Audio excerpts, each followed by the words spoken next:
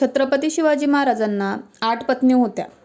त्यांचे 8 लग्न कधी झाले व कोणासोबत झाले आणि त्यांची मुले बाळं यांची नावे आणि माहिती जाणून घेण्यासाठी व्हिडिओ नक्की बघा. काही चुकी झाल्यास क्षमा असावी आणि तुमच्याकडे काही माहिती असल्यास कमेंटमध्ये नक्की कळवा. छत्रपती शिवाजी महाराजांचे पहिले लग्न बालपणीच्या 1640 रोजी पुण्यातील लहान महालात मोठ्या थाटात झाले. फलटणच्या निंबाळकर घराण्यातील सईबाई निंबाळकर यांच्याशी झाले. सईबाईंना छत्रपती संभाजीराजे पुत्र म्हणून लाभले. छत्रपती शिवाजी महाराजांचे दुसरे लग्न 1641 रोजी शिर्के घराण्यातील सगुणाबाई शिर्के यांच्याशी झाले. सगुणाबाई यांना राजकुरबाई नावाच्या कन्यारत्न होत्या.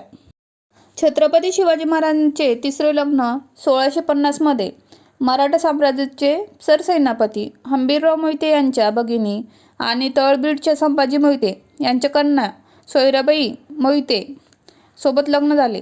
यांना राजाराम राजेपुत्र म्हणून लाभले.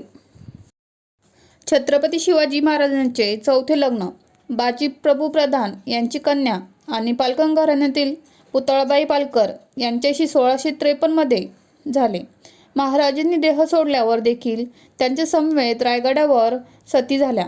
यांना मूलबाळ झाले नाही, पण त्यांनी संभाजी महाराजांचे संगोपन केले. छत्रपती शिवाजी महाराजांचे पाचवे लग्न जावळीच्या गुप्त मोहिमेवर असताना झाले. 1656 मध्ये विचारा घराण्यातील लक्ष्मीबाई विचारे यांच्याशी झाले. छत्रपती शिवाजी महाराजांचे सहावे लग्न गायकवाड घराण्यातील सकवारबाई गायकवाड यांच्याशी 1697 मध्ये झाले. सकवारबाई गायकवाड या नांदोजीराव गायकवाड यांच्या कन्या आणि शिवरायांचे अंगरक्षक कृष्णाजी गायकवाड यांच्या भगिनी होत्या. यांना कमलबाई म्हणून कन्यारत्नाची प्राप्ती झाली. छत्रपती शिवाजी महाराजांचे सातवे लग्न सिंदखेड राजाच्या जाधव घराण्यातील काशीबाई जाधव यांच्यासोबत 1657 मध्ये झाले.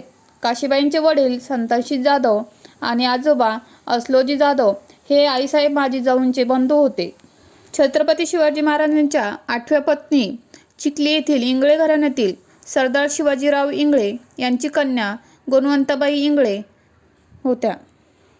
अशीच ऐतिहासिक माहिती जाणून घेण्यासाठी चॅनलला सबस्क्राईब करा आणि काही माहिती असल्यास कमेंट करून नक्की कळवा. थँक्यू. धन्यवाद.